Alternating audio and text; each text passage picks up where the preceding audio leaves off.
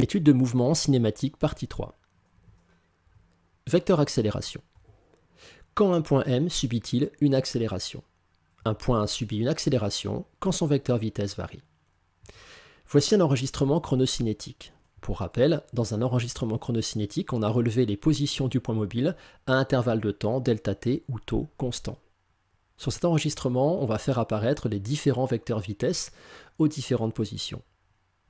Dans ce mouvement, le point M subit-il une accélération? Dans ce cas, il subit une accélération car V varie. En effet, on voit que V change de direction, par exemple entre le point M1 et le point M2. On voit aussi que V change de sens, par exemple entre M1 et M5, le sens est inversé. Enfin, V change de valeur, on peut comparer par exemple la longueur du vecteur V1 et la longueur du vecteur V5. Voici le mouvement numéro 2. Dans ce mouvement, M subit-il une accélération? La réponse est oui, M subit une accélération car V varie. V ne change pas de direction ni de sens, mais V change de valeur puisque la longueur de V augmente au fur et à mesure du mouvement. Dans le mouvement numéro 3, le point M subit-il une accélération? Bizarrement, en physique, même si la vitesse diminue, on dira que M subit une accélération, car V varie. Au cours de ce mouvement, V change de valeur. Voici enfin le mouvement numéro 4. Dans ce mouvement, le point M subit-il une accélération?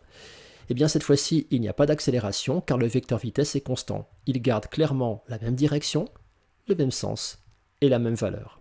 On a affaire à un mouvement rectiligne uniforme au cours duquel le vecteur vitesse est constant et au cours duquel l'accélération est nulle. Définition du vecteur accélération à l'instant t. Le vecteur accélération à l'instant t est égal à la dérivée du vecteur vitesse par rapport au temps calculé à l'instant t. Plus simplement, on pourrait écrire que le vecteur a est égal à d de v sur dt.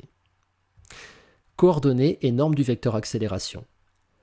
On sait que a est égal à d de v sur dt. Dans le repère OIJ, le vecteur accélération a pour expression vectorielle vecteur a égale AXI plus AYJ. Les coordonnées AX et AY sont aussi égales à d de Vx sur dt et d de Vy sur dt.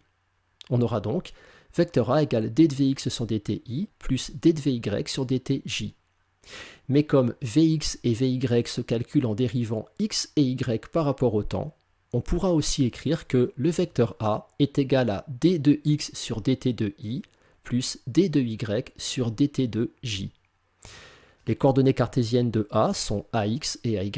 Ax est égal à d de x sur dt2, c'est-à-dire la dérivée seconde de x par rapport au temps, et ay est égal à d de y sur dt2, la dérivée seconde de y par rapport au temps.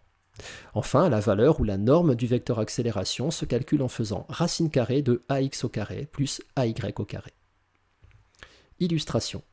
Donner les coordonnées cartésiennes, l'expression vectorielle et la norme du vecteur accélération à la date t égale 2 secondes d'un point mobile dont le mouvement est décrit par les lois horaires x de t égale 4t carré plus 2 et y de t égale 3t. Dans un premier temps, on rappelle la définition du vecteur accélération.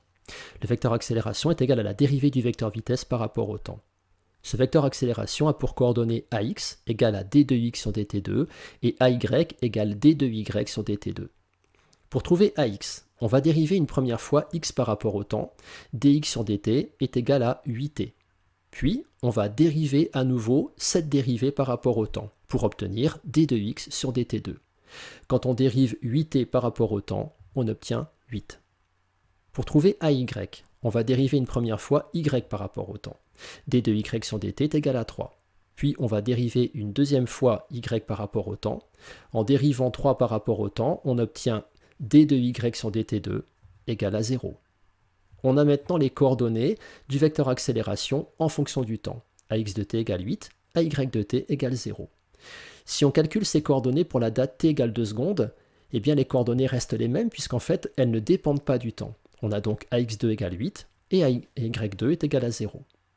L'expression vectorielle est vecteur accélération à l'instant 2 est égal à 8i plus 0j.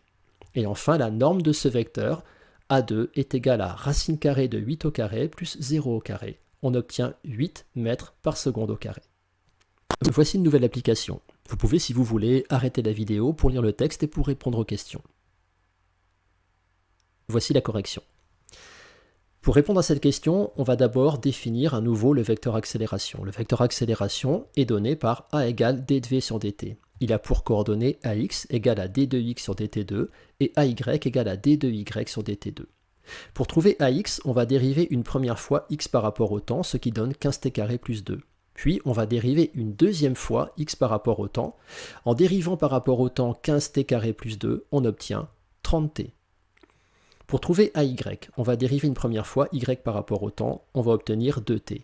Puis, pour obtenir ay, d de y sur dt2, on dérive une deuxième fois cette dérivée par rapport au temps, et on va obtenir 2. On obtient maintenant les coordonnées de a, ax et ay en fonction du temps. Les coordonnées du vecteur accélération à la date t égale 5 secondes seront données par ax5 et ay5. Plus précisément, on va obtenir 150 pour ax5 et 2 pour ay5. L'expression vectorielle du vecteur accélération A5 est 150i plus 2j. Enfin, la norme du vecteur A5 sera donnée par racine carrée de 150 au carré plus 2 au carré. On obtient en arrondissant 150 mètres par seconde au carré. Voilà, ce cours est terminé. À revoir éventuellement études de mouvement cinématique, partie 1, 2 et 3.